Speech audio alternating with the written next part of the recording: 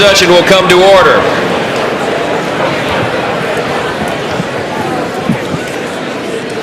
The chair appoints as members of the committee on the part of the House to escort the President of the United States into the chamber the following: the gentleman from Louisiana, Mr. Scalise; the gentleman from Minnesota, Mr. Emmer; the gentlewoman from Michigan, Mrs. McClain; the gentleman from North Carolina, Mr. Hudson; the gentleman from Pennsylvania, Mr. Reschenthaler; the gentleman from Utah, Mr. Moore; the gentlewoman from Indiana, Mrs. Houchin; the gentleman from Oklahoma, Mr. Hearn; the gentleman from New York, Mr. Jeffries; the gentlewoman from Massachusetts, Ms. Clark; the gentleman from California, Mr. Aguilar; the gentleman from California, Mr. Liu; the gentleman from Colorado, Mr. Neguse; the gentlewoman from Washington, Ms. Delbene; the gentlewoman from Michigan, Mrs. Dingle.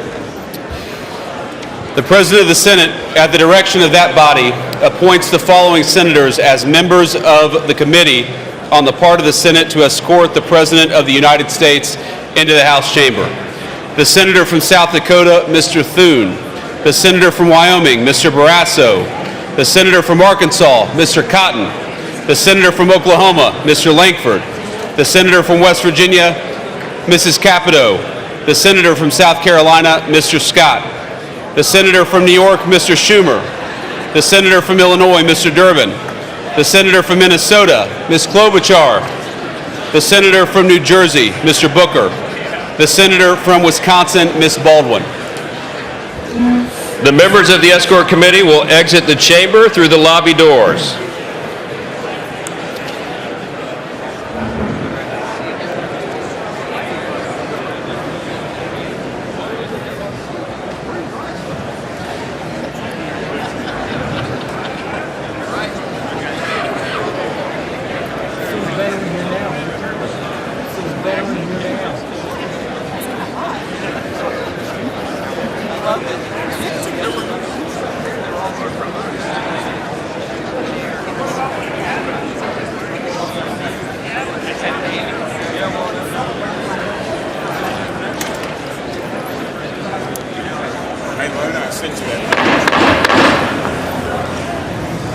Mr. Speaker, the Dean of the Diplomatic Corps.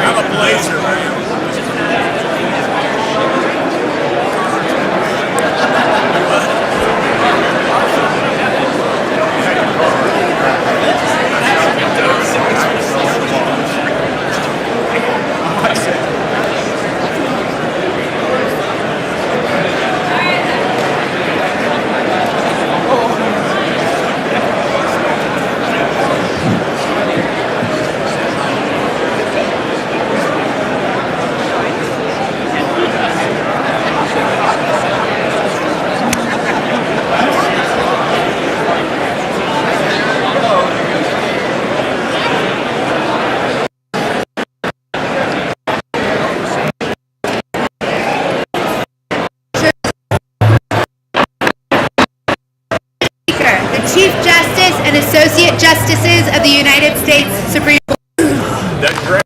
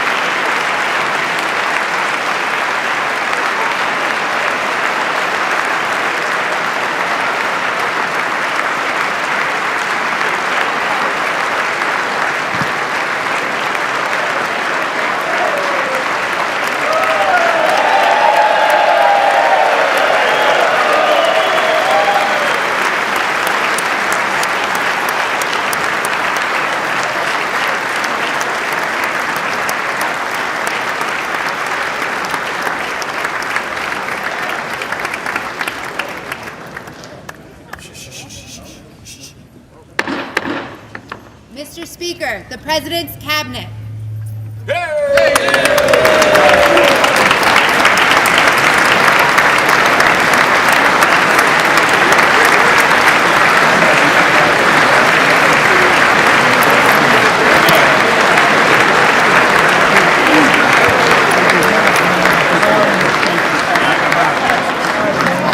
That's true. I should have done way better.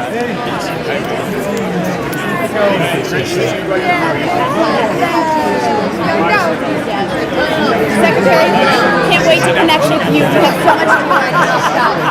Yes.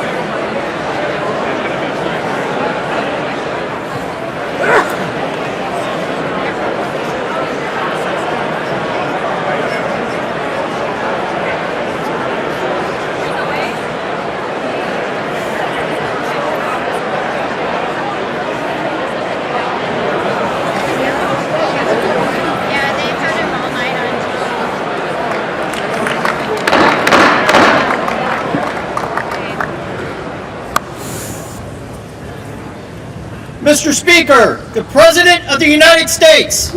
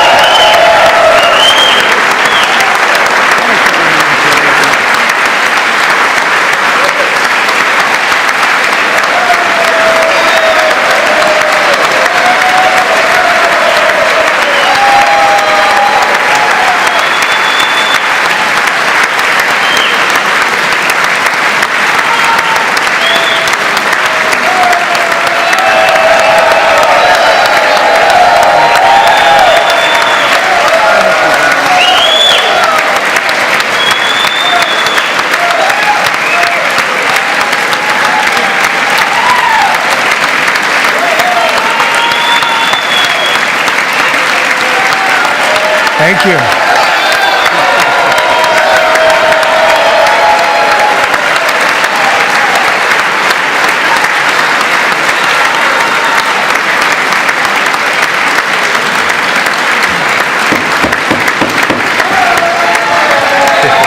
Thank you very much. Thank you very much. It's a great honor. Thank you very much. Speaker Johnson, Vice President Vance, the First Lady of the United States,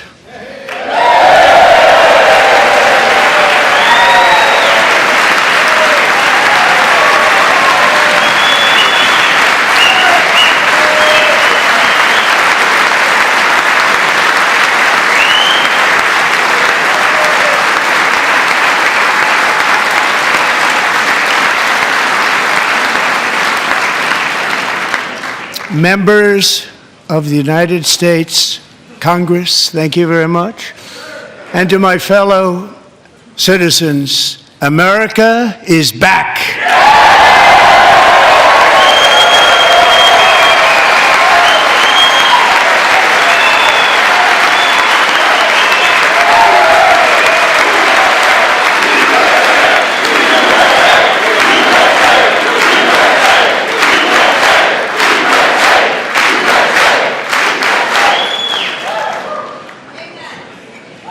6 weeks ago, I stood beneath the dome of this Capitol and proclaimed the dawn of the golden age of America. From that moment on, it has been nothing but swift and unrelenting action to usher in the greatest and most successful era in the history of our country. We have accomplished more in 43 days than most administrations accomplished in 4 years or 8 years, and we are just getting started.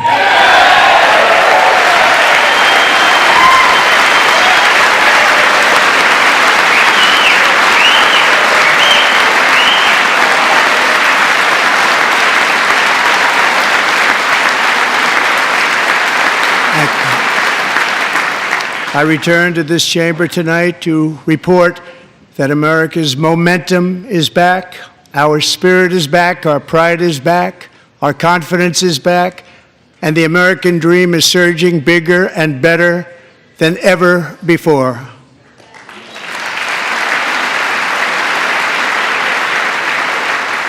The American dream is unstoppable, and our country is on the verge of a comeback, the likes of which the world has never witnessed and perhaps will never witness again.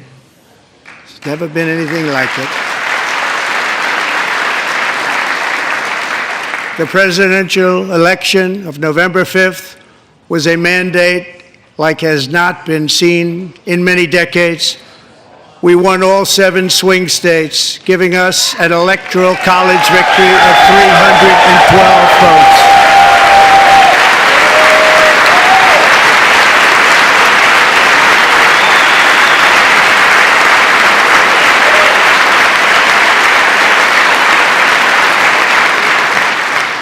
We won the popular vote by big numbers and won counties in our country.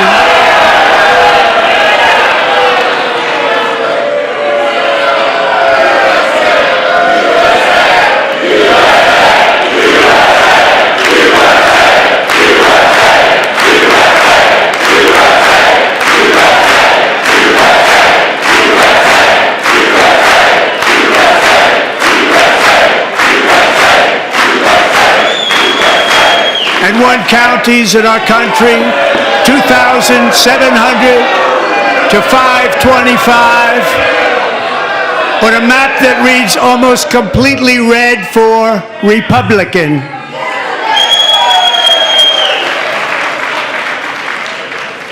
Now, for the first time in modern history, more Americans believe that our country is headed in the right direction than the wrong direction. In fact, it's an astonishing record, 27-point swing, the most ever.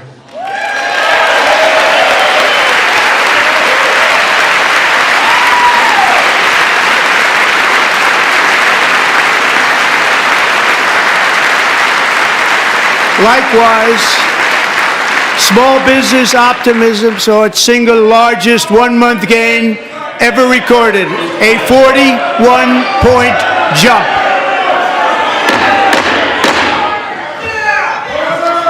Members are directed to uphold and maintain decorum in the House and to cease any further disruptions.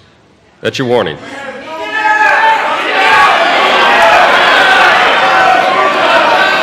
Members are engaging in willful and continuing breach of decorum, and the chair is prepared to direct the Sergeant-at-Arms to restore order to the joint session.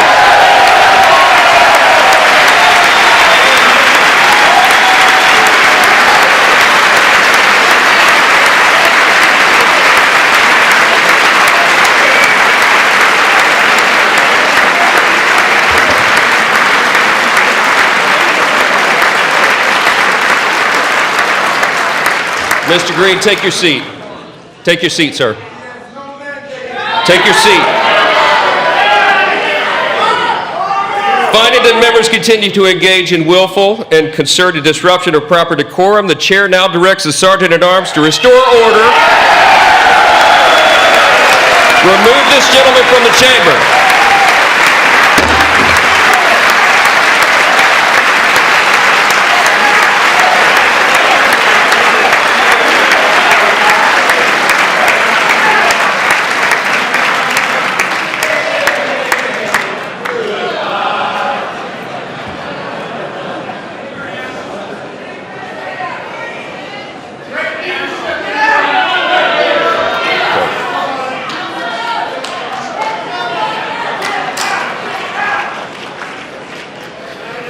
Members are directed to uphold and maintain decorum in the House. Mr. President, you continue. Thank you. Over the past 6 weeks, I have signed nearly 100 executive orders and taken more than 400 executive actions, a record to restore common sense, safety, optimism, and wealth all across our wonderful land. The people elected me to do the job, and I'm doing it.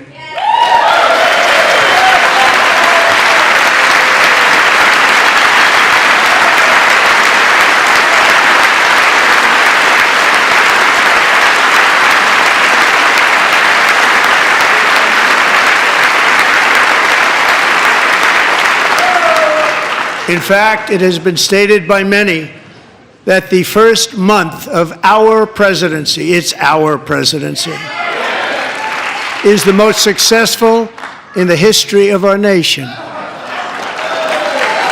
By many.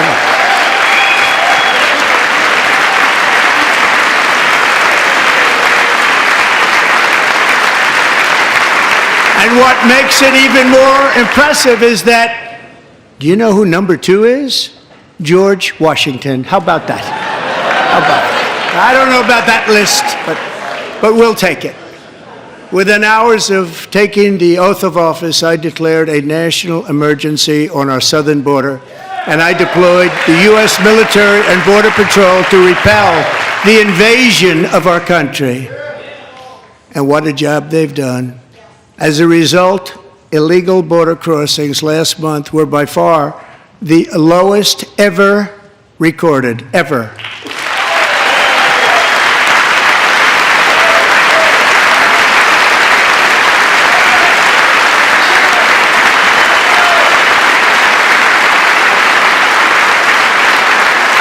They heard my words and they chose not to come. Much easier that way.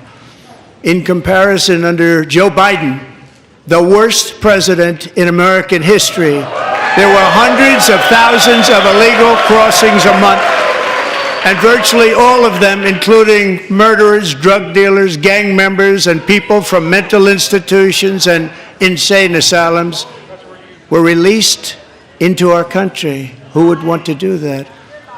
This is my 5th such speech to Congress. And once again, I look at the Democrats in front of me, and I realize there is absolutely nothing I can say to make them happy or to make them stand or smile or applaud. Nothing I can do. I could find a cure to the most devastating disease, a disease that would wipe out entire nations, or announce the answers to the greatest economy in history or the stoppage of crime to the lowest levels ever recorded. And these people sitting right here will not clap, will not stand, and certainly will not cheer for these astronomical achievements. They won't do it, no matter what. Five times I've been up here. It's very sad, and it just shouldn't be this way.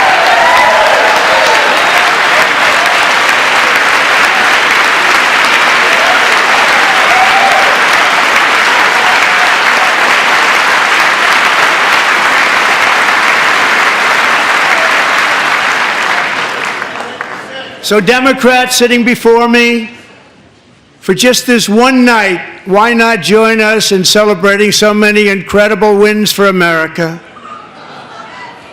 For the good of our nation, let's work together and let's truly make America great again.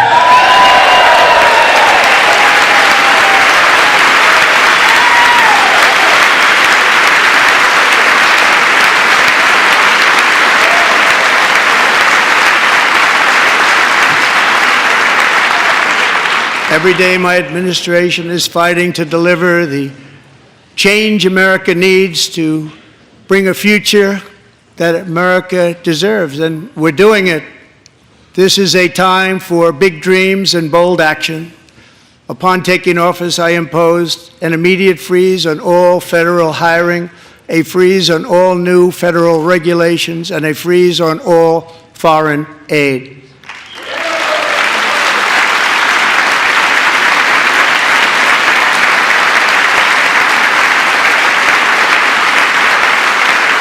I terminated the ridiculous Green New Scam. I withdrew from the unfair Paris Climate Accord, which was costing us trillions of dollars that other countries were not paying. I withdrew from the corrupt World Health Organization.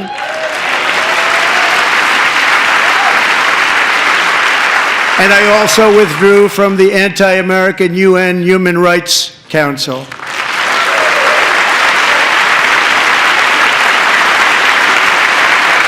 We ended all of Biden's environmental restrictions that were making our country far less safe and totally unaffordable.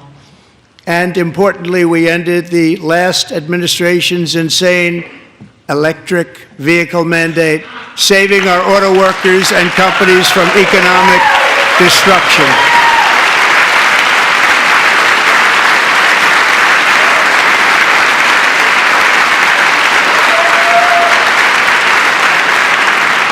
To unshackle our economy, I have directed that for every one new regulation, 10 old regulations must be eliminated, just like I did in my very successful first term.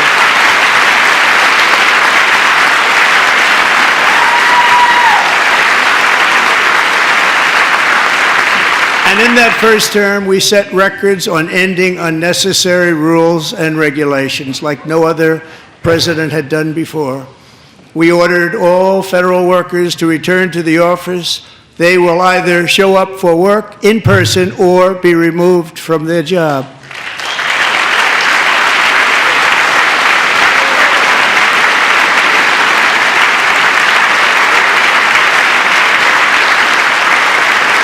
And we have ended weaponized government where, as an example, a sitting president is allowed to viciously prosecute his political opponent, like me. How did that work out? Not too good. Not too good.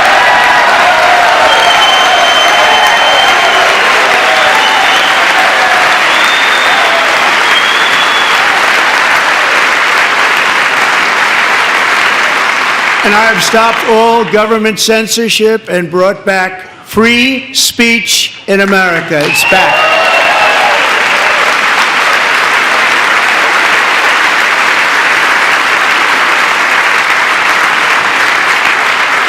And 2 days ago, I signed an order making English the official language of the United States of America.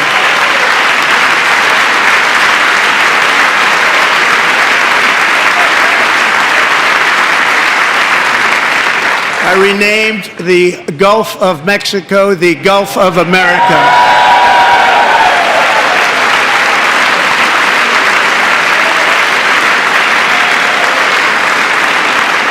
And likewise, I renamed, for a great president, William McKinley, Mount McKinley again.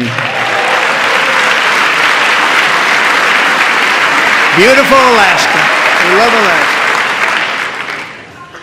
We've ended the tyranny of so-called diversity, equity, and inclusion policies all across the entire federal government and indeed the private sector and our military.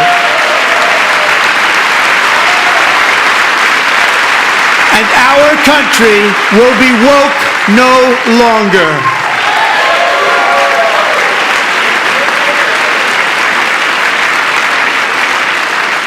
We believe that whether you are a doctor, an accountant, a lawyer, or an air traffic controller, you should be hired and promoted based on skill and competence, not race or gender.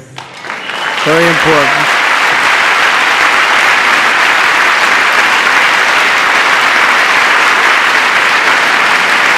You should be hired based on merit. And the Supreme Court, in a brave and very powerful decision, has allowed us to do so. Thank you. Thank you very much. Thank you. We have removed the poison of critical race theory from our public schools, and I signed an order making it the official policy of the United States government that there are only two genders, male and female.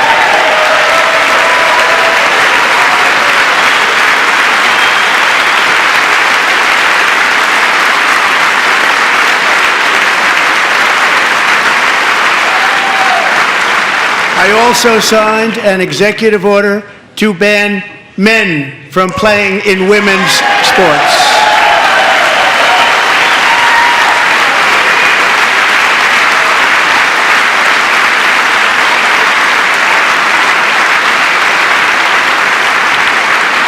Three years ago, Peyton McNabb was an all-star high school athlete, one of the best, preparing for a future in college sports.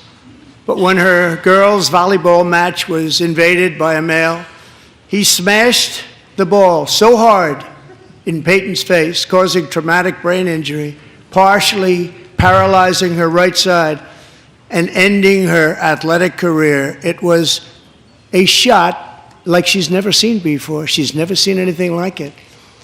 Peyton is here tonight in the gallery, and Peyton, from now on, schools will kick the men off the girls' team, or they will lose all federal funding.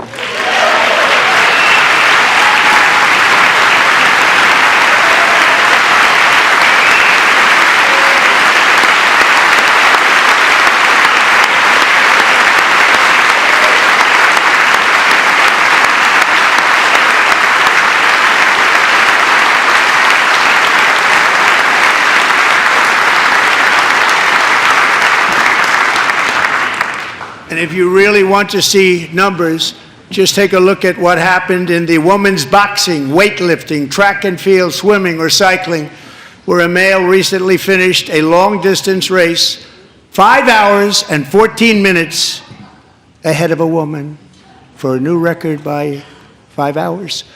Broke the record by 5 hours. It's demeaning for women, and it's very bad for our country. We're not going to put up with it any longer.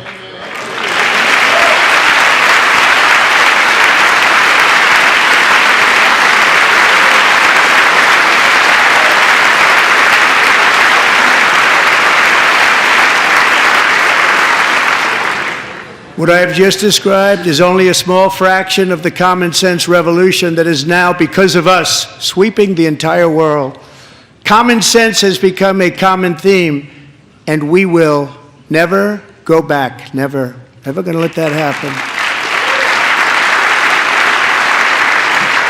Among my very highest priorities is to rescue our economy and get dramatic and immediate relief to working families. As you know, we inherited from the last administration an economic catastrophe and an inflation nightmare. Their policies drove up energy prices, pushed up grocery costs, and drove the necessities of life out of reach for millions and millions of Americans. They've never had anything like it. We suffered the worst inflation in 48 years, but perhaps even in the history of our country. They're not sure. As president, I'm fighting every day to reverse this damage and make America affordable again.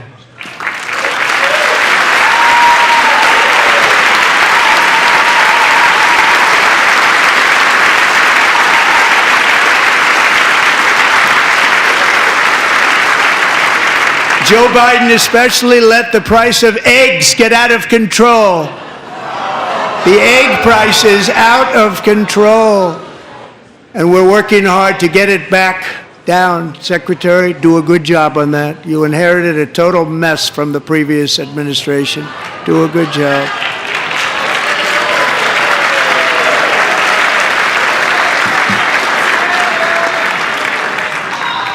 A major focus of our fight to defeat inflation is rapidly reducing the cost of energy. The previous administration cut the number of new oil and gas leases by 95%, slowed pipeline construction to a halt, and closed more than 100 power plants. We are opening up many of those power plants right now.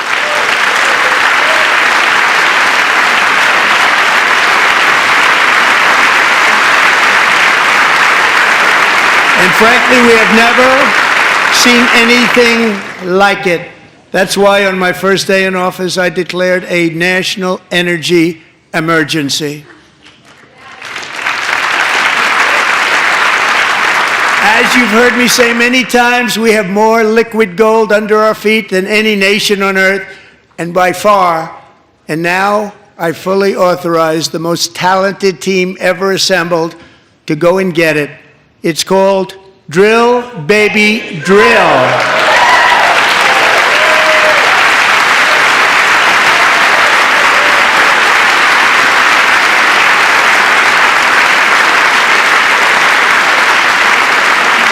My administration is also working on a gigantic natural gas pipeline in Alaska, among the largest in the world, where Japan, South Korea, and other nations want to be our partner with investments of trillions of dollars each. There's never been anything like that one.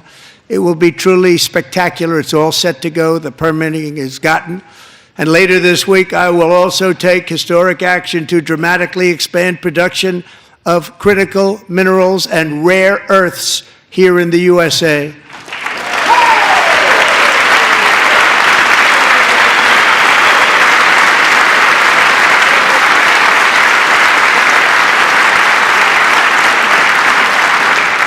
To further combat inflation, we will not only be reducing the cost of energy, but will be ending the flagrant waste of taxpayer dollars.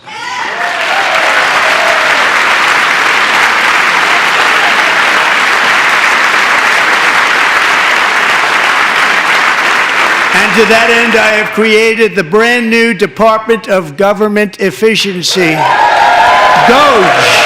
Perhaps you've heard of it. Perhaps.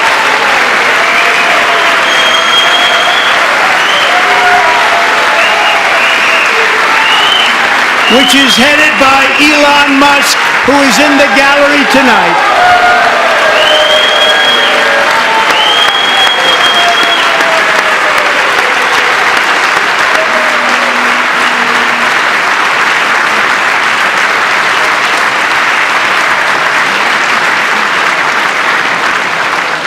Thank you, Elon. He's working very hard. He didn't need this.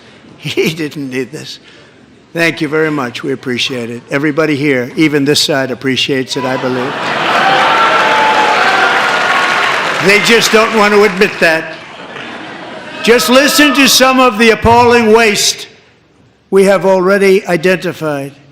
$22 billion from HHS to provide free housing and cars for illegal aliens. $45 million for diversity, equity, and inclusion scholarships in Burma. $40 million to improve the social and economic inclusion of sedentary migrants. Nobody knows what that is. $8 $8 million to promote LGBTQI+ in the African nation of Lesotho, which nobody has ever heard of. $60 million for indigenous peoples and Afro-Colombian empowerment in Central America. $60 million. $8 million for making mice transgender. This is real. $32 million for a left-wing propaganda operation in Moldova. $10 million for male circumcision in Mozambique. $20 million for the Arab Sesame Street in the Middle East. It's a program. $20 million for a program. $1.9 billion to recently created Decarbonization of Homes Committee, headed up, and we know she's involved. Just at the last moment, the money was passed over by a woman named Stacey Abrams. Have you ever heard of her? A $3.5 million consulting contract for lavish fish monitoring. $1.5 million for voter confidence in Liberia. $14 million for social cohesion in Mali. $59 million for illegal alien hotel rooms in New York City. He's a real estate developer. He's done very well. $250,000 to increase vegan local climate action innovation in Zambia. $42 million for social and behavior change in Uganda. $14 million for improving public procurement in Serbia. $47 million for improving learning outcomes in Asia. Asia's doing very well with learning. We know what we're doing. We should use it ourselves. And $101 million for DEI contracts at the Department of Education. The most ever paid, nothing even like it. Under the Trump administration, all of these scams, and they're far worse, but I didn't think it was appropriate to talk about them. They're so bad. Many more have been found out and exposed and swiftly terminated by a group of very intelligent, mostly young people, headed up by Elon, and we appreciate it. We found hundreds of billions of dollars of fraud.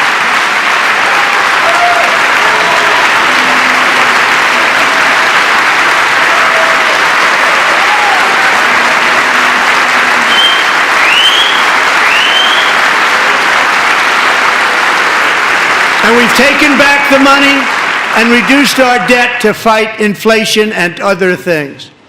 Taken back a lot of that money. We got it just in time. This is just the beginning.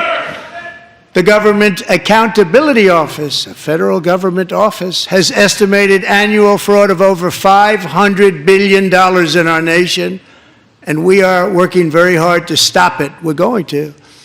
We're also identifying shocking levels of incompetence and probable fraud in the Social Security program for our seniors, and that our seniors and people that we love rely on. Believe it or not, government databases list 4.7 million Social Security members from people aged 100 to 109 years old. It lists 3.6 million people from ages 110 to 119. I don't know any of them. I know some people that are rather elderly, but not quite that elderly. 3.47 million people from ages 120 to 129. 3.9 million people from ages 130 to 139.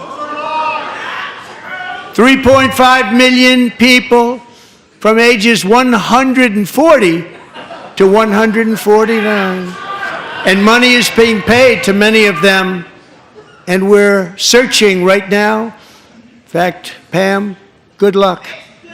Good luck. You're going to find it. But a lot of money is paid out to people because it just keeps getting paid and nobody does, and it really hurts Social Security and hurts our country. 1.3 million people from ages 150 to 159, and over 130,000 people, according to the Social Security databases, are age over 160 years old. We have a healthier country than I thought, Bobby.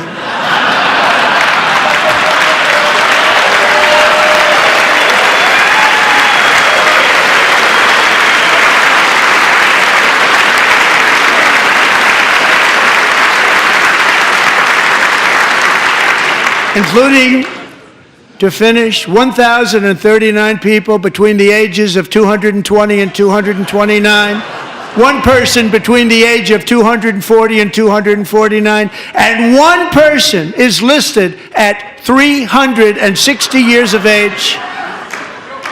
More than 100 years older than our country. But we're going to find out where that money's going, and it's not going to be pretty. By slashing all of the fraud, waste, and theft we can find, we will defeat inflation, bring down mortgage rates, lower car payments and grocery prices, protect our seniors, and put more money in the pockets of American families.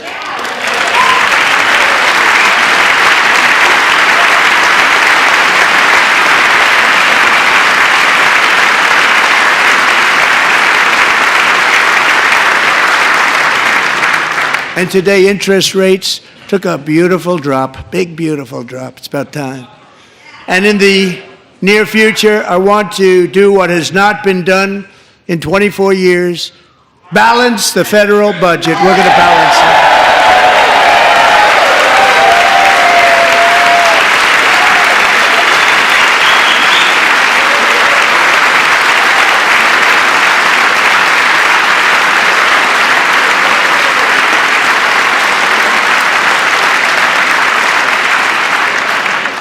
With that goal in mind, we have developed in great detail what we are calling the Gold Card, which goes on sale very, very soon.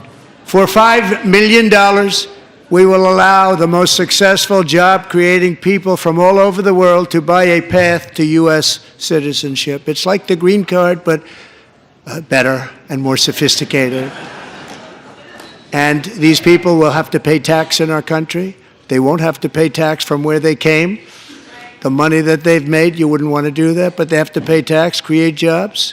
They'll also be taking people out of colleges and paying for them so that we can keep them in our country instead of having them being forced out.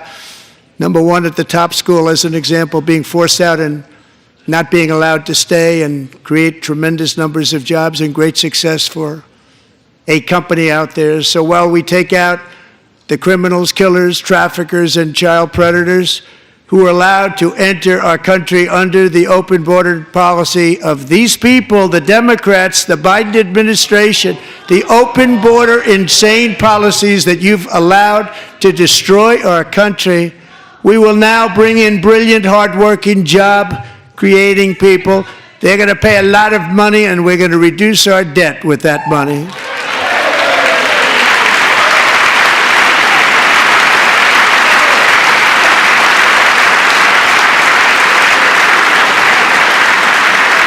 Americans have given us a mandate for bold and profound change.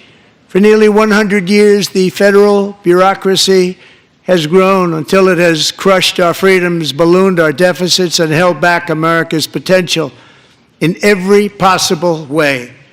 The nation founded by pioneers and risk-takers now drowns under millions and millions of pages of regulations and debt. Approvals that should take 10 days to get instead take 10 years, 15 years, and even 20 years before you're rejected. Meanwhile, we have hundreds of thousands of federal workers who have not been showing up to work. My administration will reclaim power from this unaccountable bureaucracy, and we will restore true democracy to America again.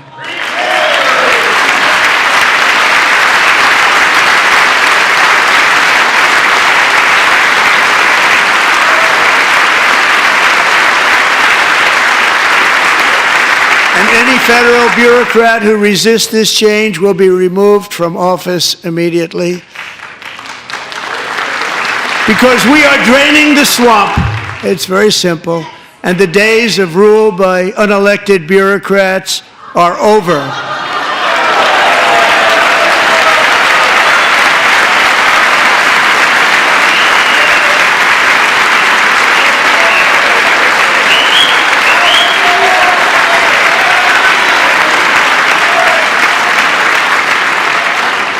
And the next phase of our plan to deliver the greatest economy in history is for this Congress to pass tax cuts for everybody. They're in there, they're waiting for you to vote.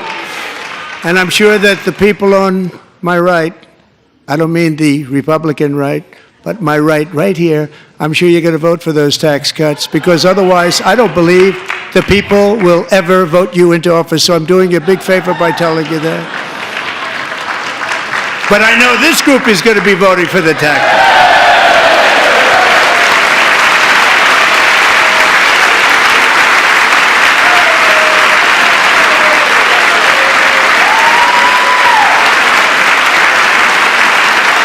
Thank you. It's a very, very big part of our plan. We had tremendous success in our first term with it. A very big part of our plan. We're seeking permanent income tax cuts all across the board.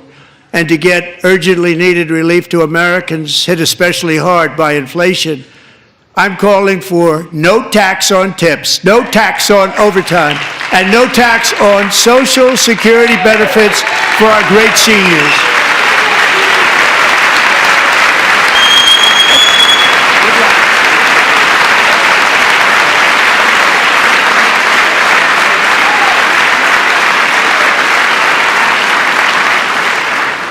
And I also want to make interest payments on car loans tax deductible, but only if the car is made in America.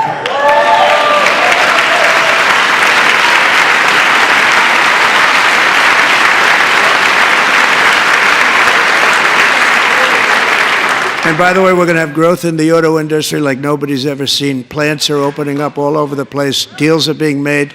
Never seen. That's a combination of the election win and tariffs. It's a beautiful word, isn't it? That, along with our other policies, will allow our auto industry to absolutely boom. It's going to boom. Spoke to the majors today, all three, the top people, and they're so excited. In fact, already numerous car companies have announced that they will be building massive automobile plants in America, with Honda just announcing a new plant in Indiana, one of the largest anywhere in the world.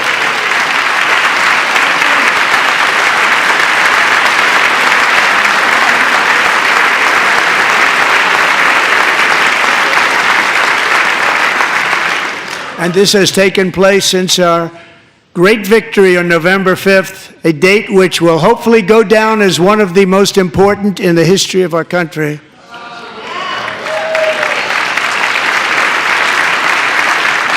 In addition, as part of our tax cuts, we want to cut taxes on domestic production and all manufacturing.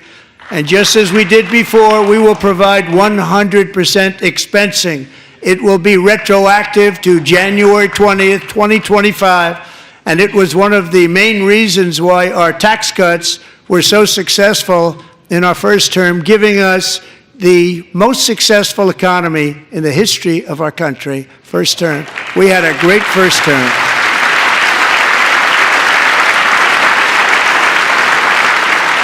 If you don't make your product in America, however, under the Trump administration, you will pay a tariff, and in some cases, a rather large one.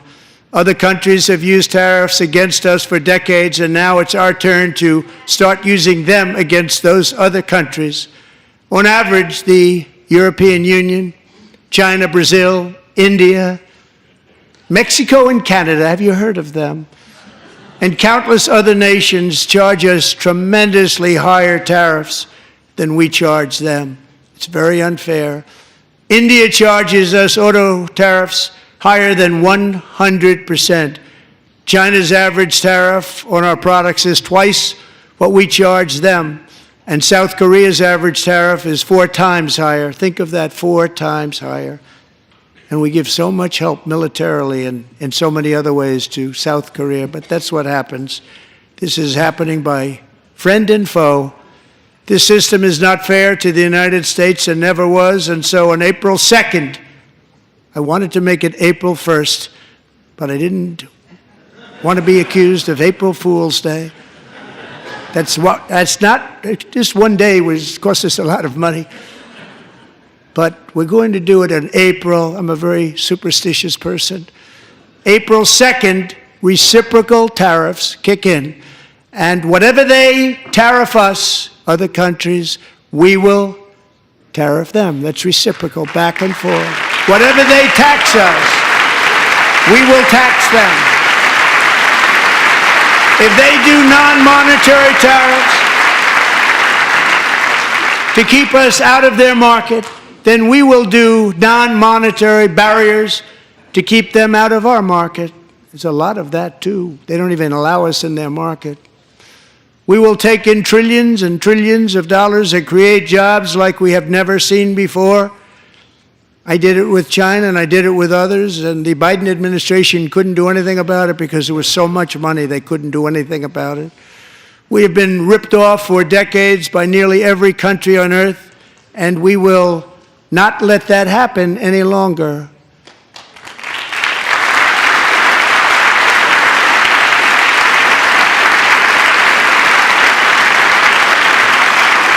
Much has been said over the last 3 months about Mexico and Canada, but we have very large deficits with both of them. But even more importantly, they've allowed fentanyl to come into our country at levels never seen before, killing hundreds of thousands of our citizens and many very young, beautiful people, destroying families.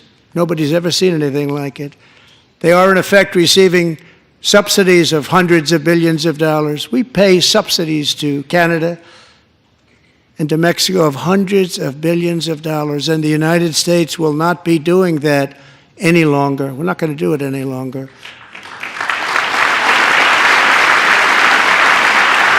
Thanks to our America First policies we're putting into place, we have had $1.7 trillion of new investment in America in just the past few weeks.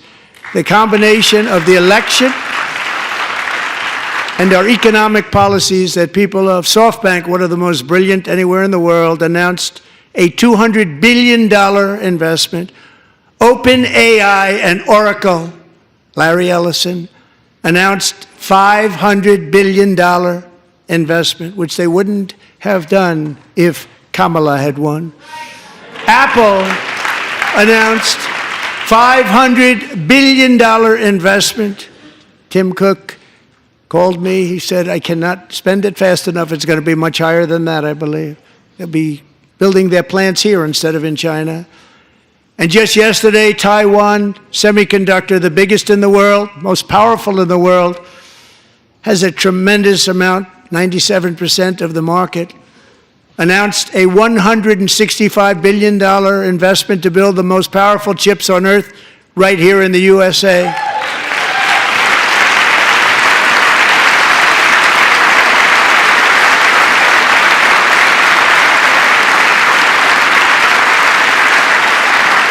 And we're not giving them any money. Your CHIPS Act is a horrible, horrible thing. We give hundreds of billions of dollars, and it doesn't mean a thing. They take our money and they don't spend it.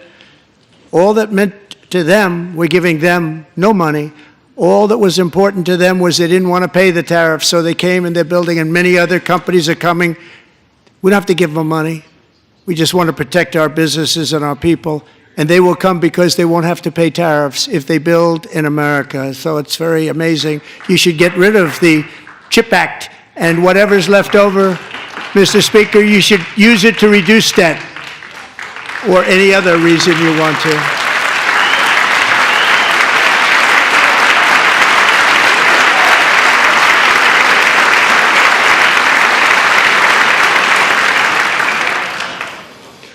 Our new trade policy will also be great for the American farmer. I love the farmer. Who will now be selling into our home market, the USA, because nobody is going to be able to compete with you. because there's goods that come in from other countries and companies. They're really in a bad position in so many different ways. They're uninspected. They may be very dirty and disgusting, and they come in and they pour in, and they hurt our American farmers. The tariffs will go on agricultural product coming into America, and our farmers, starting on April 2nd, it may be a little bit of an adjustment period. We had that before when I made the deal with China, $50 billion of purchases, and I said, just bear with me, and they did. They did. Probably have to bear with me again, and this will be even better. That was great. The problem with it was that Biden didn't enforce it. He didn't enforce it. $50 billion of purchases, and we were doing great, but Biden did not enforce it, and it hurt our farmers. But our farmers are going to have a field day right now. So to our farmers, have a lot of fun. I love you too. I love you too. It's all going to happen.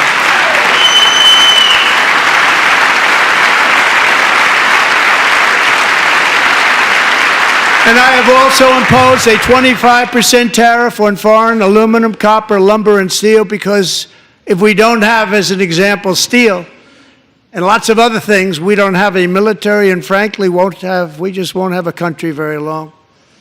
Here today is a proud American steelworker, fantastic person from Decatur, Alabama, Jeff Denard. Has been working at the same steel plant for 27 years in a job that has allowed him to serve as the captain of his local volunteer fire department, raise 7 children with his beautiful wife, Nicole, and over the years provide a loving home for more than 40 foster children. So great, Jeff.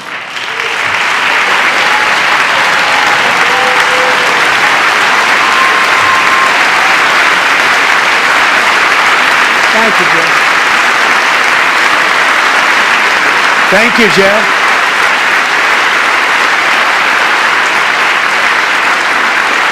Stories like Jeff's remind us that tariffs are not just about protecting American jobs. They're about protecting the soul of our country. Tariffs are about making America rich again and making America great again, and it's happening, and it will happen rather quickly. There'll be a little disturbance, but we're okay with that. It won't be much. No, you're not. Oh. And look where Biden took us. Very low, the lowest we've ever been. Jeff, I want to thank you very much. And I also want to recognize another person who has devoted herself to foster care community. She works so hard on it.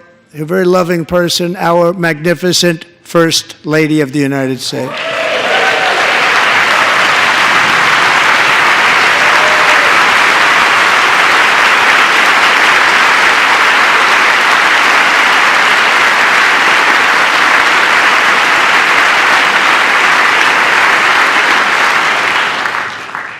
Melania's work has yielded incredible results, helping prepare our nation's future leaders as they enter the workforce. Our First Lady is joined by 2 impressive young women, very impressive. Haley Ferguson, who benefited from the First Lady's Fostering the Future initiative and is poised to complete her education and become a teacher. And Elliston Berry, who became a victim of an illicit deepfake image produced by a peer. With Elliston's help, the Senate just passed the Take It Down Act, and this is so important. Thank you very much, John. John Thune, thank you. Stand up, John. Thank you, John.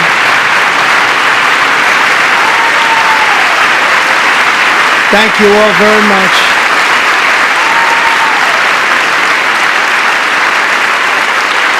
Thank you. And thank you to John Thune and the Senate. Great job. To criminalize the publication of such images online is a terrible, terrible thing. And once it passes the House, I look forward to signing that bill into law. Thank you. And I'm going to use that bill for myself, too, if you don't mind. Because nobody gets treated worse than I do online. Nobody. That's great. Thank you very much to the Senate. Thank you. But if we truly care about protecting Americans' children, no step is more crucial than securing America's borders. Over the past 4 years, 21 million people poured into the United States. Many of them were murderers, human traffickers, gang members, and other criminals from the streets of dangerous cities all throughout the world. Because of Joe Biden's insane and very dangerous open border policies, they are now strongly embedded in our country, but we are getting them out and getting them out fast.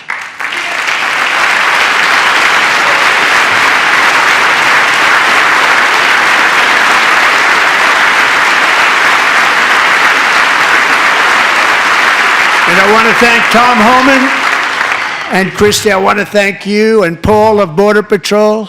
I want to thank you. What a job they've all done, everybody. Border Patrol, ICE, law enforcement in general is incredible. We have to take care of our law enforcement. Have to.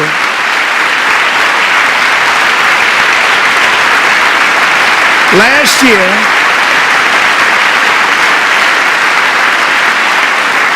a brilliant 22-year-old nursing student named Laken Riley, the best in her class, admired by everybody, went out for a jog on the campus of the University of Georgia. That morning, Laken was viciously attacked, assaulted, beaten, brutalized, and horrifically murdered.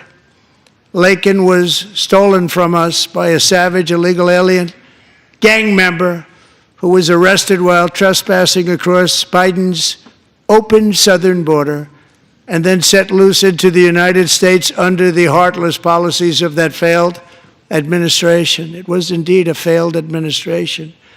He had then been arrested and released in a Democrat-run sanctuary city, a disaster, before ending the life of this beautiful young angel. With us this evening are Laken's beloved mother, Allison, and her sister, Lauren.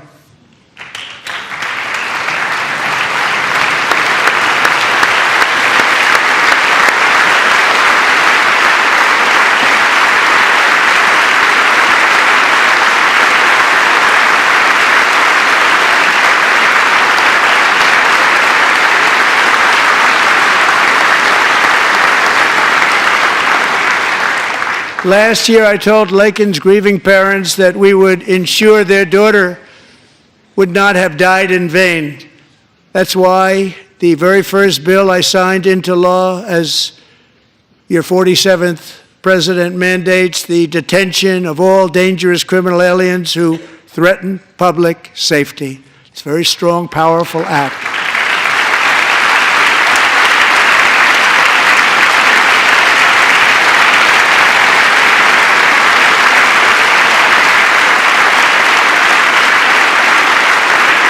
It's called the Laken-Riley Act. So Allison and Lauren, America will never, ever forget our beautiful Laken Hope Riley.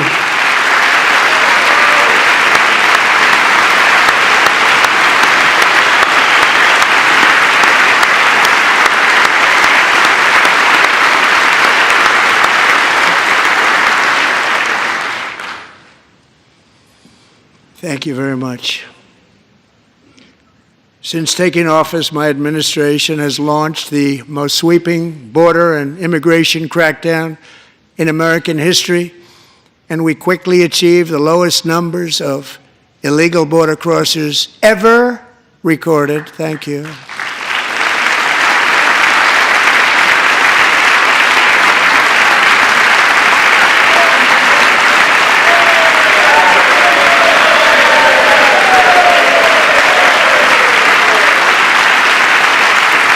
The media and our friends in the Democrat Party kept saying we needed new legislation, we must have legislation to secure the border. But it turned out that all we really needed was a new president.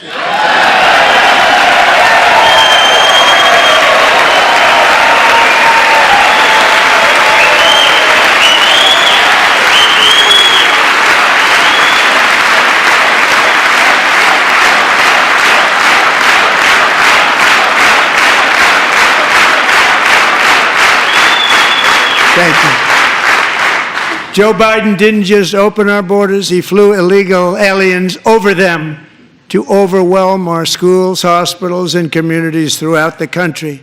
Entire towns like Aurora, Colorado, and Springfield, Ohio, buckled under the weight of the migrant occupation and corruption like nobody's ever seen before. Beautiful towns destroyed. Now, just as I promised in my inaugural address, we are achieving the great liberation of America.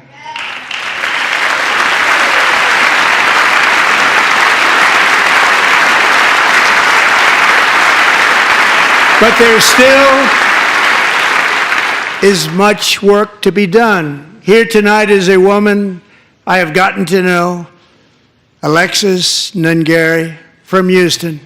Wonderful woman. Last June, Alexis's 12-year-old daughter, her precious Jocelyn, walked to a nearby convenience store. She was kidnapped, tied up, assaulted for 2 hours under a bridge, and horrifically murdered. Arrested and charged with this heinous crime are 2 illegal alien monsters from Venezuela, released into America by the last administration through their ridiculous open border. The death of this beautiful 12-year-old girl and the agony of her mother and family touched our entire nation greatly. Alexis, I promised that we would always remember your daughter, your magnificent daughter, and earlier tonight, I signed an order keeping my word to you. One thing I have learned about Jocelyn is that she loved animals so much. She loved nature. Across Galveston Bay, from where Jocelyn lived in Houston, you will find a magnificent national wildlife refuge, a pristine, peaceful, 34,000-acre sanctuary for all of God's creatures on the edge of the Gulf of America. Alexis, moments ago, I formally renamed that refuge in loving memory of your beautiful daughter, Jocelyn. So, Mr. Vice President, if you would, may I have the order?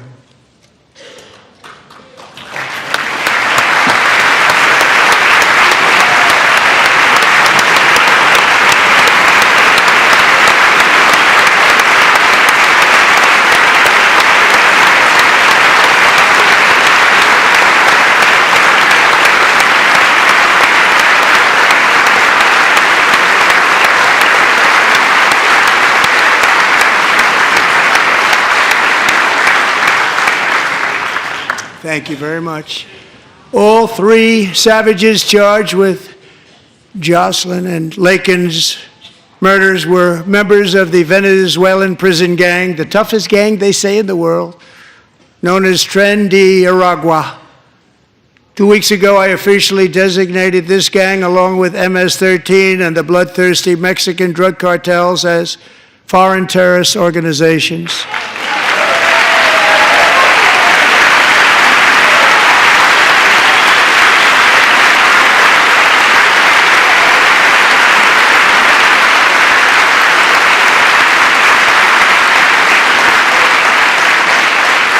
They are now officially in the same category as ISIS, and that's not good for them.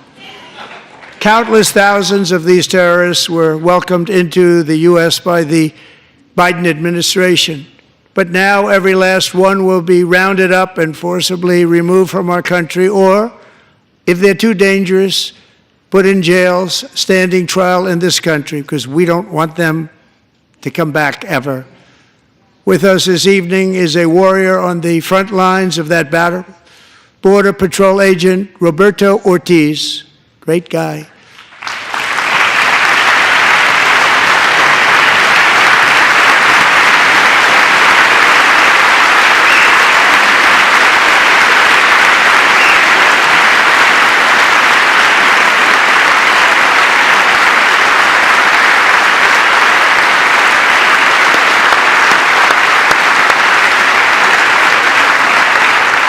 In January, Roberto and another agent were patrolling by the Rio Grande near an area known as Cartel Island. Doesn't sound too nice to me. When heavily armed gunmen started shooting at them. Roberto saw that his partner was totally exposed, at great danger, and he leapt into action, returning fire and providing crucial seconds for his fellow agent to seek safety, just barely. I have some of the prints of that event, and it was not good. Agent Ortiz, we salute you for your great courage and for your line of fire that you took and for the bravery that you showed. We honor you, and we will always honor you. Thank you, Roberto, very much.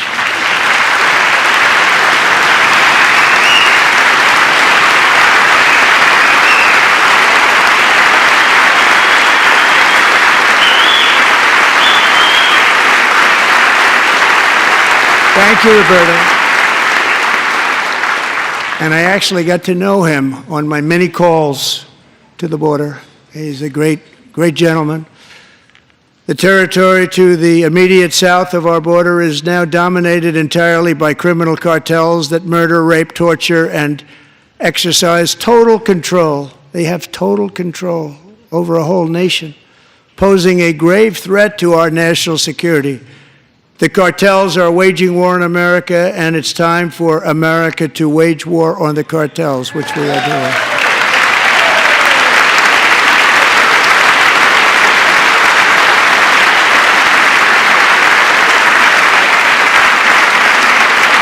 Five nights ago, Mexican authorities, because of our tariff policies being imposed on them, think of this, handed over to us 29 of the biggest cartel leaders in their country. That has never happened before. They want to make us happy.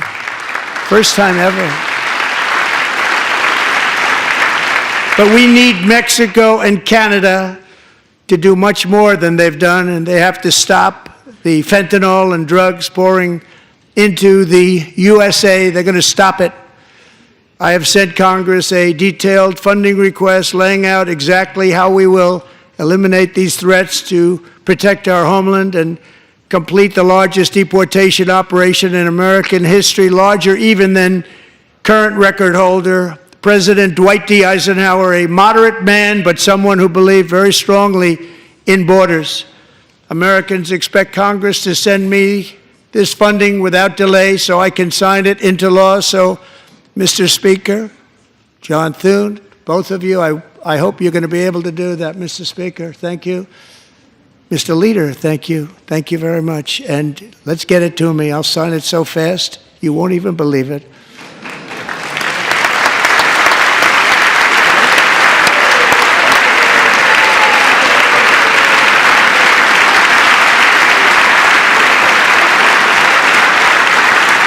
And as we reclaim our sovereignty, we must also bring back law and order to our cities and towns.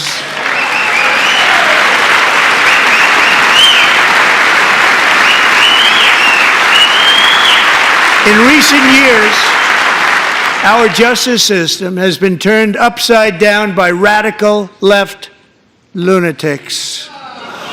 Many jurisdictions virtually ceased enforcing the law against dangerous repeat offenders while weaponizing law enforcement against political opponents like me.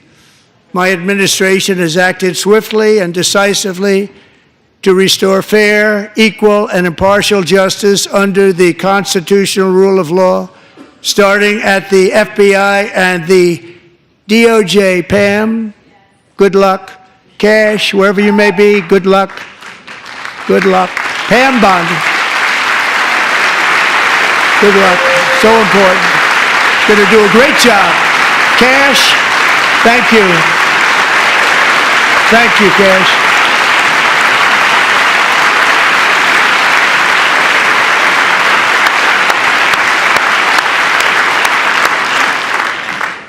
They've already started very strong. They're going to do a fantastic job. You're going to be very proud of them. We're also once again giving our police officers the support, protection, and respect they so dearly deserve. They have to get it. They have such a hard, dangerous job, but we're going to make it less dangerous. The problem is the bad guys don't respect the law, but they're starting to respect it, and they soon will respect it. This also includes our great fire departments throughout the country. Our firemen and women are unbelievable people, and we'll never forget them. And besides that, they voted for me in record numbers, so I have no choice.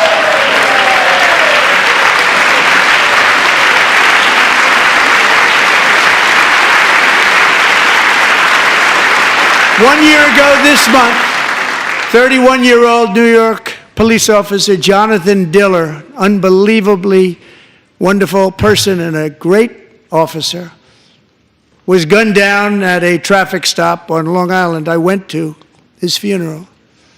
The vicious criminal charged with his murder had 21 prior arrests, and they were rough arrests, too. He was a real bad one. The thug in the seat next to him had 14 prior arrests and went by the name of Killer. He was Killer. He killed other people, they say, a lot of them. I attended Officer Diller's service, and when I met his wife and one-year-old son, Ryan, it was very inspirational, actually. His widow's name is Stephanie, and she is here tonight. Stephanie, thank you very much, Stephanie. Thank you very much.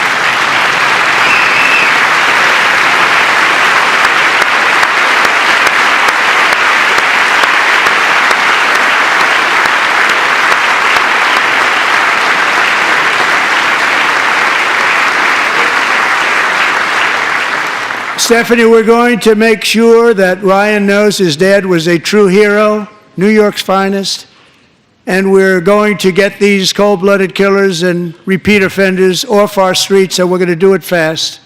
Got to stop it. They get out with 28 arrests. They push people into subway trains. They hit people over the head, back of the head with baseball bats. We got to get them out of here.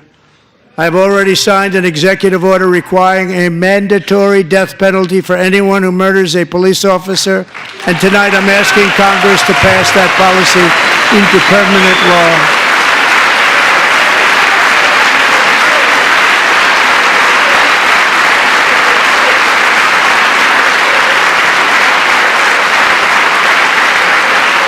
I'm also asking for a new crime bill getting tough on repeat offenders while enhancing protections for America's police officers so they can do their jobs without fear of their lives being totally destroyed. They don't want to be killed. We're not going to let them be killed. Joining us in the gallery tonight is a young man who truly loves our police. His name is DJ Daniel. He is 13 years old, and he has always dreamed of becoming a police officer.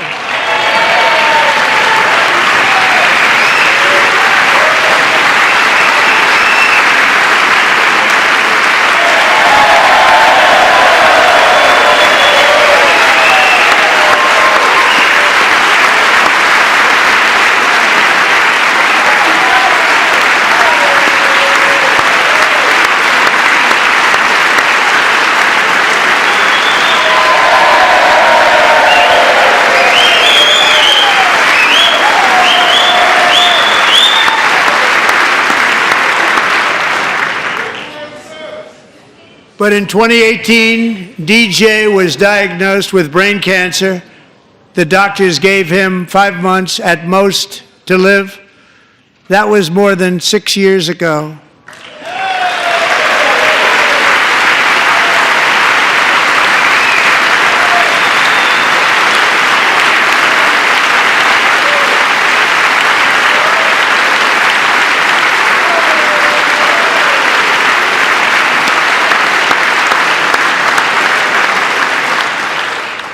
Since that time, DJ and his dad have been on a quest to make his dream come true, and DJ has been sworn in as an honorary law enforcement officer, actually a number of times. The police love him, the police departments love him. And tonight, DJ, we're going to do you the biggest honor of them all. I am asking our new Secret Service Director, Sean Curran, to officially make you an agent of the United States Secret Service.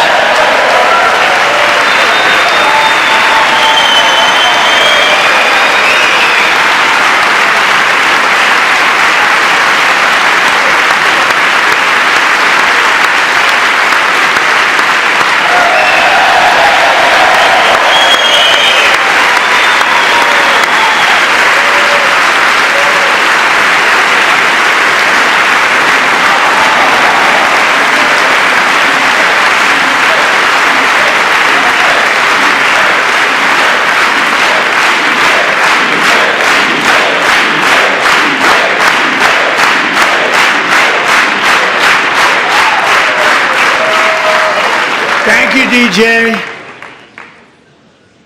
DJ's doctors believe his cancer likely came from a chemical he was exposed to when he was younger.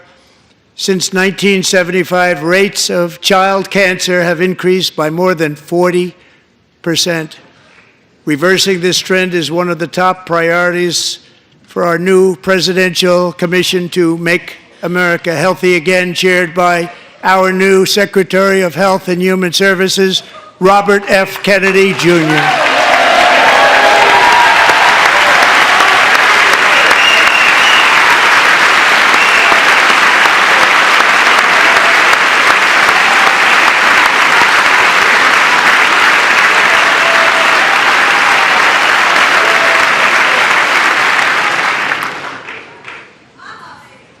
With the name Kennedy, you would have thought everybody over here would have been cheering. How quickly they forget. Our goal is to get toxins out of our environment, poisons out of our food supply, and keep our children healthy and strong. As an example, not long ago, and you can't even believe these numbers, 1 in 10,000 children had autism, 1 in 10,000. And now it's 1 in 36. There's something wrong, 1 in 36. Think of that.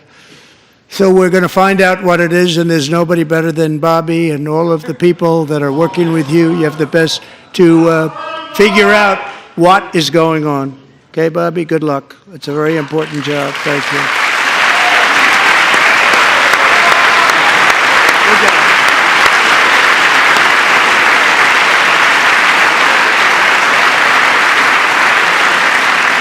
Thank you. My administration is also working to protect our children from toxic ideologies in our schools. A few years ago, January Littlejohn and her husband discovered that their daughter's school had secretly, socially transitioned their 13-year-old little girl. Teachers and administrators conspired to deceive January and her husband while encouraging her daughter to use a new name and pronouns. They, them pronoun, actually, all without telling January, who is here tonight and is now a courageous advocate against this form of child abuse. January, thank you. Thank you. Thank you very much.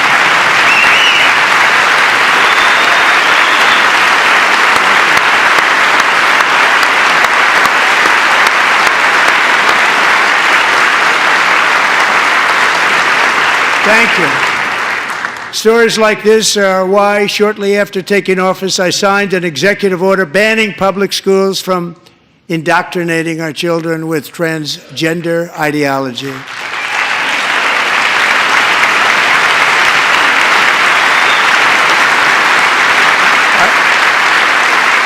I also signed an order to cut off all taxpayer funding to any institution that engages in the sexual mutilation of our youth.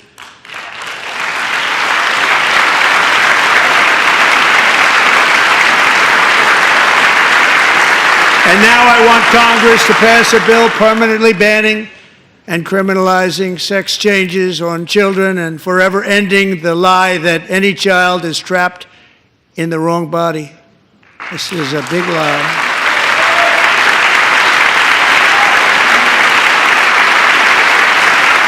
And our message to every child in America is that you are perfect exactly the way God made you.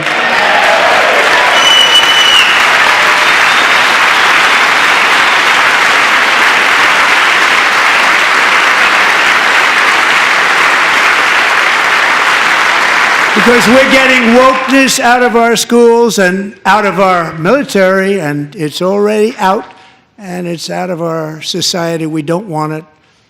Wokeness is trouble. Wokeness is bad. It's gone. It's gone. And we feel so much better for it, don't we? Don't we feel better?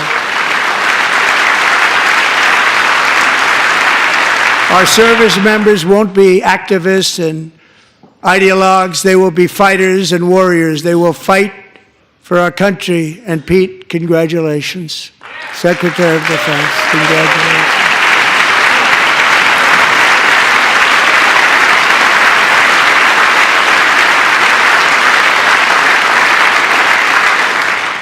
And he's not big into the woke movement, I can tell you. I know him well.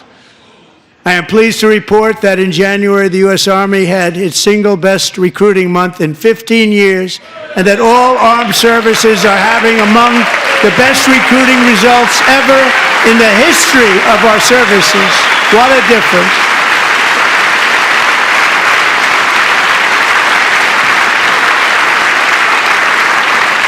And you know, it was just a few months ago where the results were exactly the opposite. We couldn't recruit anywhere. We couldn't recruit. Now we're having the best results just about that we've ever had. What a tremendous turnaround. It's really a beautiful thing to see. People love our country again. It's very simple. They love our country, and they love being in our military again.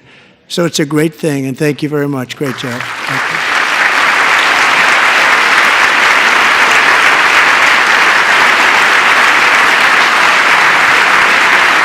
We're joined tonight by a young man, Jason Hartley, who knows the weight of that call of duty. Jason's father, grandfather, and great-grandfather all wore the uniform. Jason tragically lost his dad, who was also a Los Angeles County Sheriff's deputy when he was just a boy, and now he wants to carry on the family legacy of service. Jason is a senior in high school, a six-letter varsity athlete, a really good athlete, they say, a brilliant student with a 4.46, that's good, GPA. And his greatest dream is to attend the U.S. Military Academy at West Point.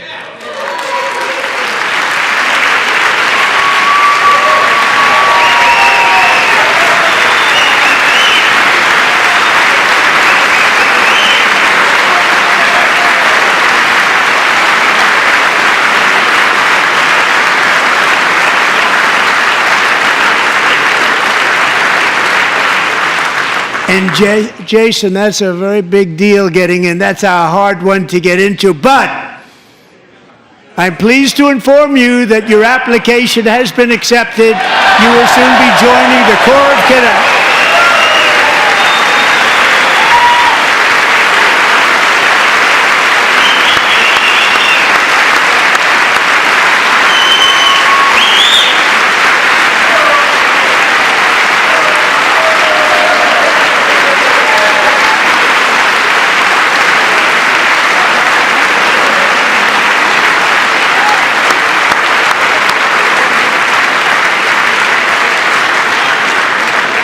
Thank you. Jason, you're going to be on the long gray line, Jason.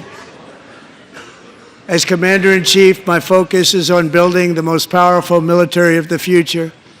As a first step, I'm asking Congress to fund a state-of-the-art Golden Dome missile defense shield to protect our homeland, all made in the USA.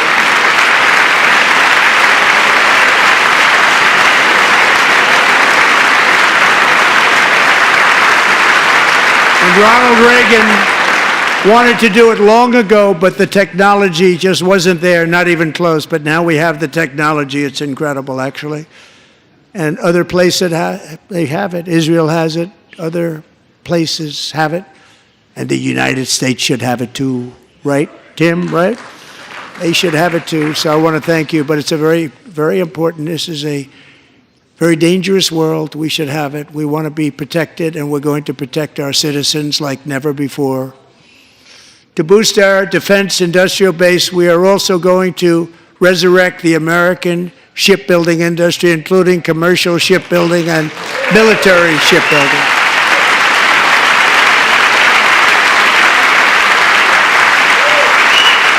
And for that purpose, I am announcing tonight that we will create a new Office of Shipbuilding in the White House and offer special tax incentives to bring this industry home to America where it belongs. We used to make so many ships.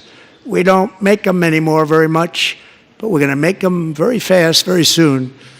It will have a huge impact. To further enhance our national security, my administration will be reclaiming the Panama Canal, and we've already started doing it.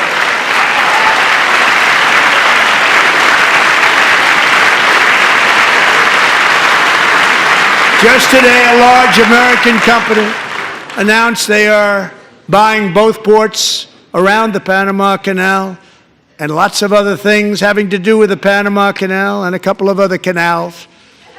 The Panama Canal was built by Americans for Americans, not for others, but others could use it.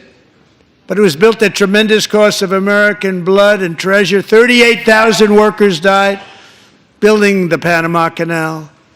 They died of malaria. They died of snake bites and mosquitoes. Not a nice place to work. They paid them very highly to go there, knowing there was a 25% chance that they would die. The most expensive project also that was ever built in our country's history, if you bring it up to modern day costs. It was given away by the Carter administration for $1, but that agreement has been violated very severely. We didn't give it to China. We gave it to Panama, and we're taking it back.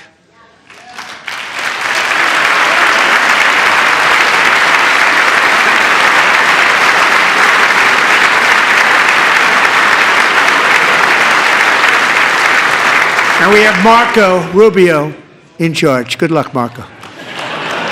Now, we know who to blame if anything goes wrong. Marco's been amazing, and he's going to do a great job. Think of it, he got 100 votes.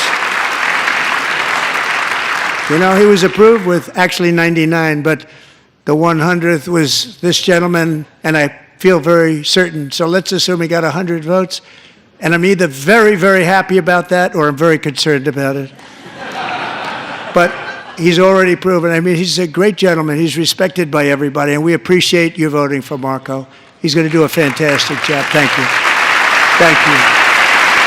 He's doing a great job.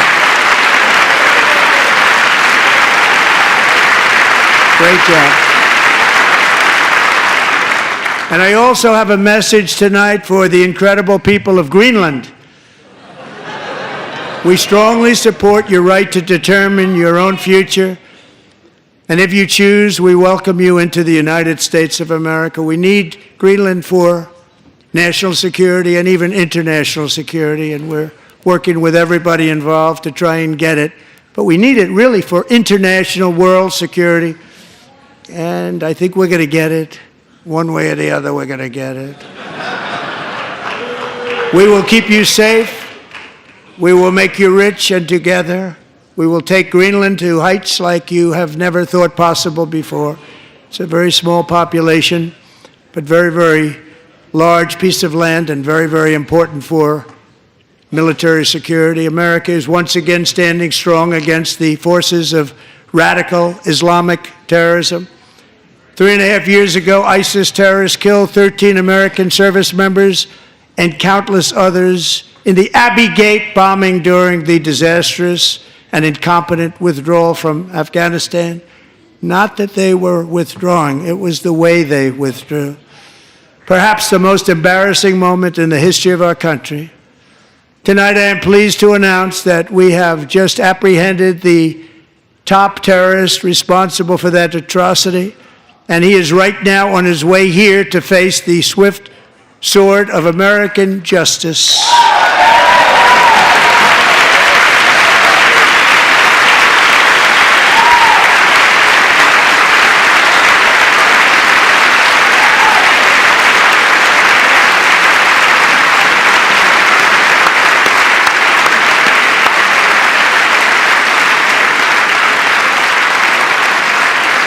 And I want to thank especially the government of Pakistan for helping arrest this monster.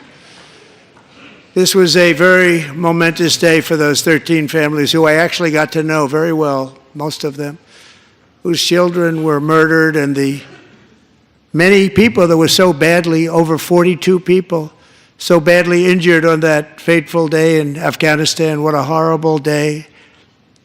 Such incompetence was shown that when Putin saw what happened, I guess he said, wow, maybe this is my chance. That's how bad it was. Should have never happened. Grossly incompetent people. I spoke to many of the parents and loved ones, and they're all in our hearts tonight. Just spoke to them on the phone. We had a big call. Every one of them called, and Everybody was on the line, and they did nothing but cry with happiness. They were very happy as you can be under those circumstances. Their child, brother, sister, son, daughter was killed for no reason whatsoever. In the Middle East, we're bringing back our hostages from Gaza. In my first term, we achieved one of the most groundbreaking peace agreements in generations, the Abraham Accords.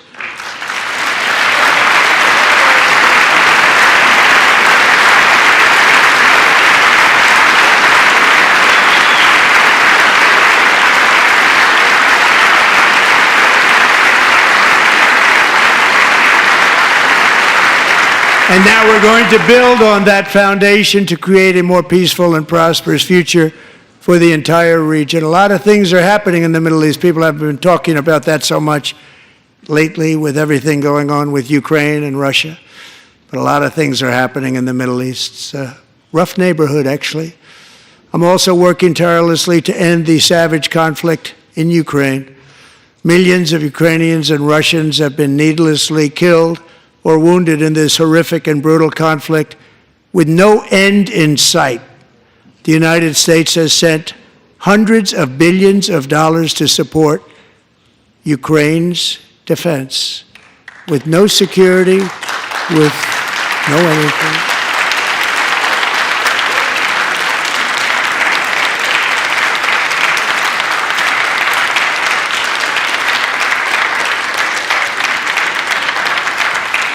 Do you want to keep it going for another 5 years? Yeah, you would say Pocahontas says yes.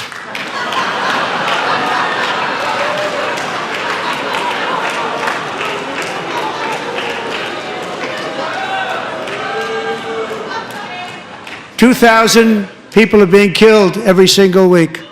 More than that. They're Russian young people. They're Ukrainian young people. They're not Americans. But I want it to stop. Meanwhile, Europe has sadly spent more money buying Russian oil and gas than they have spent on defending Ukraine, by far. Think of that. They've spent more buying Russian oil and gas than they have defending. And we've spent perhaps $350 billion, like taking candy from a baby. That's what happened.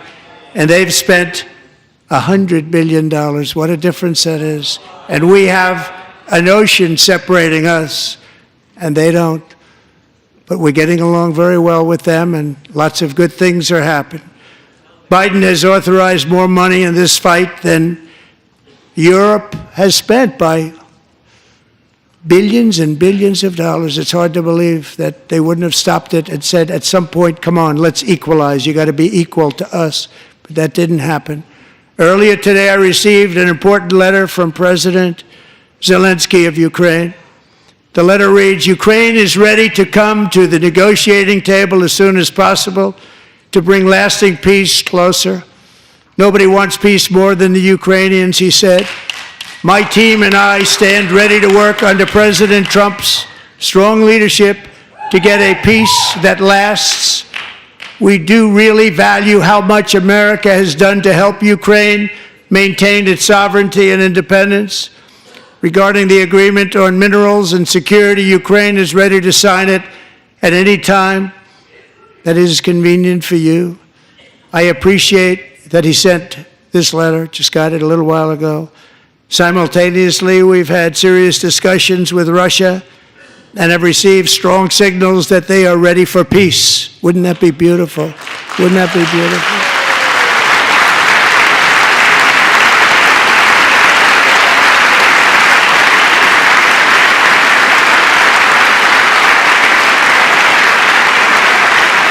Wouldn't that be beautiful?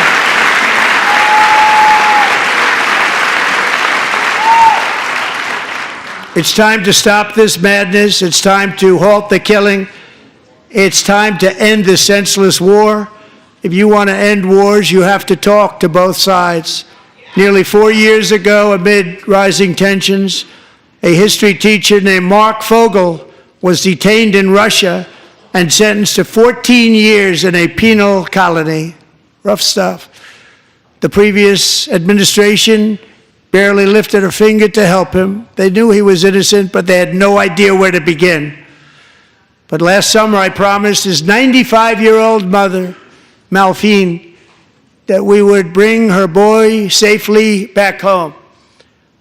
After 22 days in office, I did just that, and they are here tonight.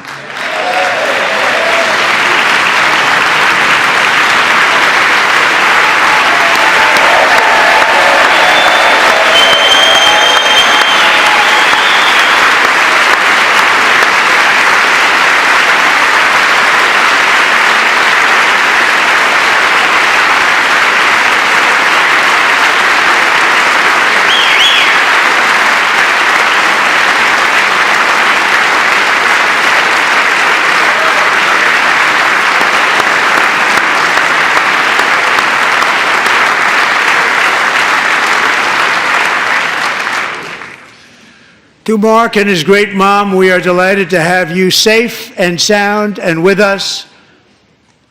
As fate would have it, Mark Fogel was born in a small rural town in Butler, Pennsylvania. Have you heard of it? Where his mother has lived for the past 78 years. I just happened to go there last July 13th for a rally. That was not pleasant. And that is where I met his beautiful mom right before I walked onto that stage. And I told her I would not forget what she said about her son. And I never did I? Never forgot. Less than 10 minutes later, at that same rally, gunfire rang out, and a sick and deranged assassin unloaded 8 bullets from his sniper's perch into a crowd of many thousands of people. My life was saved by a fraction of an inch, but some were not so lucky. Corey Comparator was a firefighter, a veteran, a Christian, a husband, a devoted father, and above all, a protector. When the sound of gunshots pierced the air, it was a horrible sound. Corey knew instantly what it was and what to do. He threw himself on top of his wife and daughters and shielded them from the bullets with his own body. Corey was hit really hard. You know the story from there. He sacrificed his life to save theirs. 2 others, very fine people, were also seriously hit, but thankfully, with the help of 2 great country doctors, we thought they were gone and they were saved. So those doctors had great talent. We're joined by Corey's wife, Helen, who was his high school sweetheart, and their 2 beloved daughters, Allison and Kaylee. Thank you.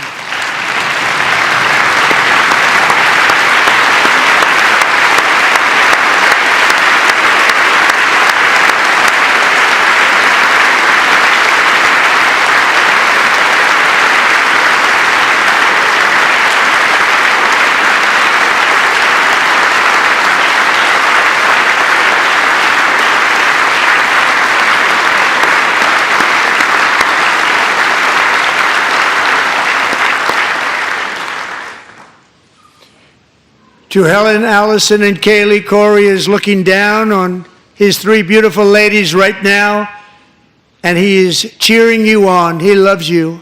He is cheering you on. Corey was taken from us much too soon, but his destiny was to leave us all with a shining example of the selfless devotion of a true American patriot.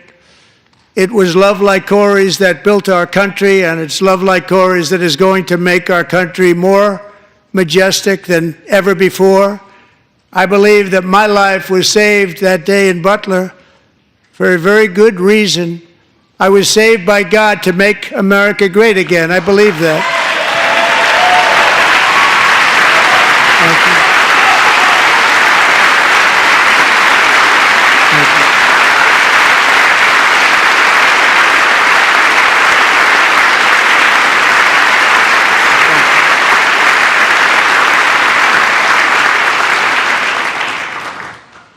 Thank you very much. From the patriots of Lexington and Concord to the heroes of Gettysburg and Normandy, from the warriors who crossed the Delaware to the trailblazers who climbed the Rockies, and from the legends who soared at Kitty Hawk to the astronauts who touched the moon, Americans have always been the people who defied all odds, transcended all dangers, made the most extraordinary sacrifices, and did whatever it took to defend our children, our country, and our freedom. And as we have seen in this chamber tonight, that same strength, faith, love, and spirit is still alive and thriving in the hearts of the American people. Despite the best efforts of those who would try to censor us, silence us, break us, destroy us, Americans are today a proud, free, sovereign, and independent nation that will always be free, and we will fight for it till death. We will never let anything happen to our beloved country, because we are a country of doers, dreamers, fighters, and survivors. Our ancestors crossed a vast ocean, strode into the unknown wilderness, and carved their fortunes from the rock and soil of a perilous and very dangerous frontier. They chased our destiny across a boundless continent. They built the railroads, laid the highways, and graced the world with American marvels like the Empire State Building, the mighty Hoover Dam, and the towering Golden Gate Bridge.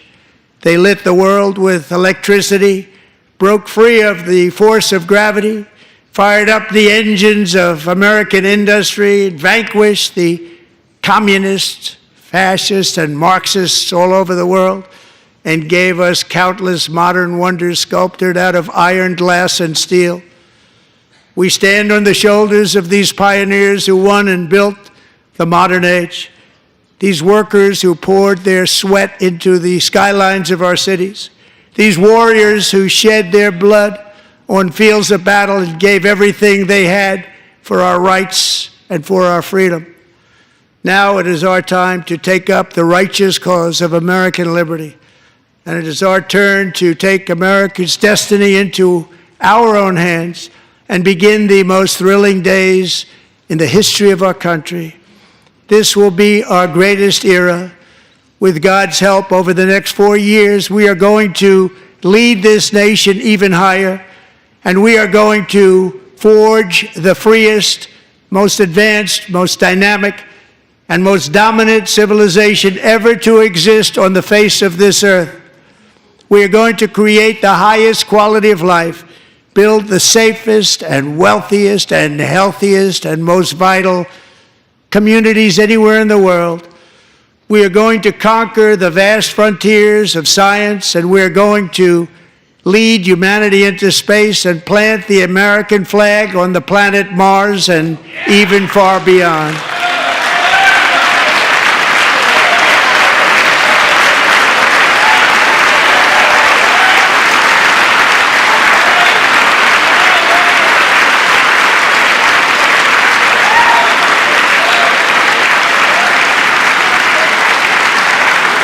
And through it all, we are going to rediscover the unstoppable power of the American spirit.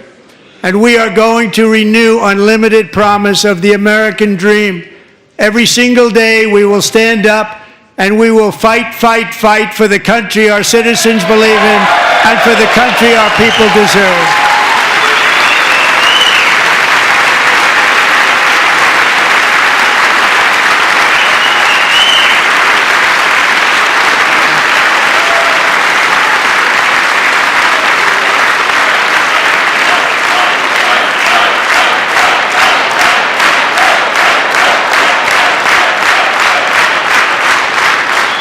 My fellow Americans, get ready for an incredible future, because the golden age of America has only just begun.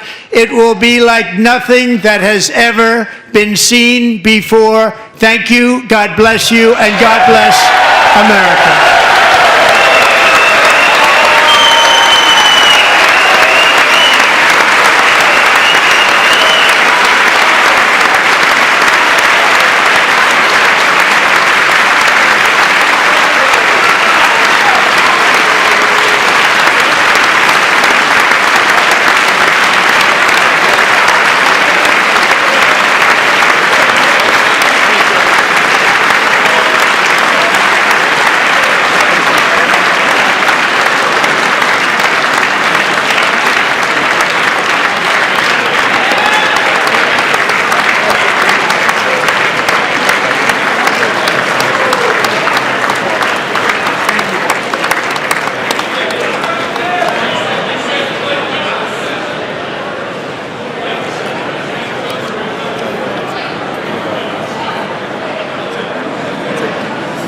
Thank you very much. Great job. Thank you. Great honor.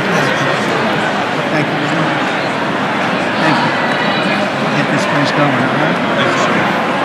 Thank you very much. Great honor. Thank you. Thank you, Mr. President. Thank you very much.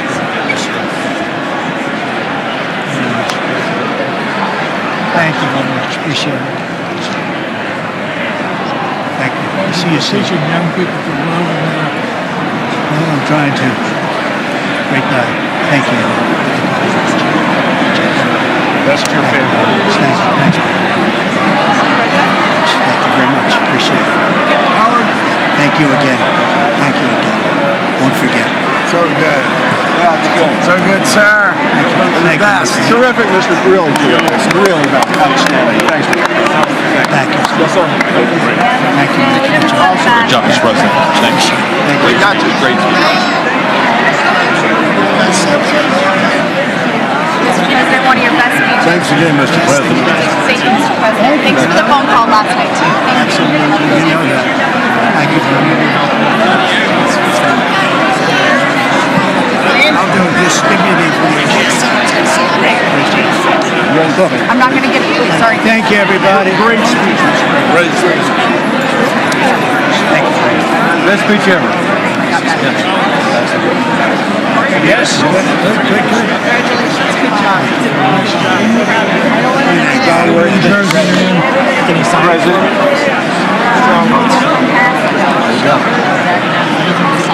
President Roger Williams, thanks for the call. I love Roger Williams. Thank you.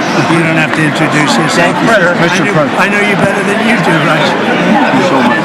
My great baseball. America Good is- job. Great job you're doing. America is back. Thank you so much, Welcome you Mr. back in President. Pennsylvania anytime, sir. They stood for. Thank you all. Got him, you got him. Oh, man. They stood for another country, not our country. That was phenomenal. It's sir. hard to believe, isn't it? That was fantastic, sir. That was amazing. Thank you very much. Thank you. Quick selfie. Mr. President. Good job, Mr. President. Great job. Thank you so much. Great speech, sir. Great speech. Yes, sir. President back in Pennsylvania. Oh, they're just kind of careful. I was standing on that. Oh, good. How you doing? All right? Did you get a chance to shake his hand earlier? Huh? Don't make it a picture. Are you shaking his hand or anything? You're good. Thank you very much. Let's do biofilm. Thank you, darling. Great job, thank you. I love you. Best speech on the floor ever. Yeah, it was so good. Thank you So very good. much. Hey, you rocked it, Mr. President. We're with you. 100% crushed. Thank you. Really good. It was Congratulations. awesome. Thank you. Best speech ever. Thank you. Mr. President, that was a great speech. That was awesome. God bless you. It was wonderful. Thank you. Great job. Let's go. Get down to that. You get down. Good luck. Yes, sir. Thank you. It's so great. It's so Thank you, everybody. Good job. Thank you for mentioning God needs to help us. Thank you, Mr. President. True.